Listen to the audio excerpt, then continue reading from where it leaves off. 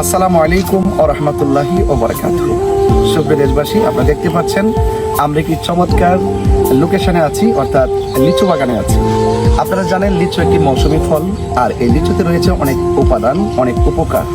এর মধ্যে এক নম্বর উপকার হলো এই লিচু আপনারা অবশ্যই সিজনালি ফল হিসেবে সবাই খাবেন, কারণ লিচু খাওয়ার মাধ্যমে এক নম্বর উপকার হলো আপনার শরীরে যে কোলেস্ট্রল আছে সেই কোলেস্ট্রলকে কমিয়ে দেয়। আর দুই নম্বর হলো আপনার দাঁতকে খুব মজবুত করে এবং ত্বককে খুব মসৃণ করে এবং আপনার হাড়কে খুব মজবুত করে।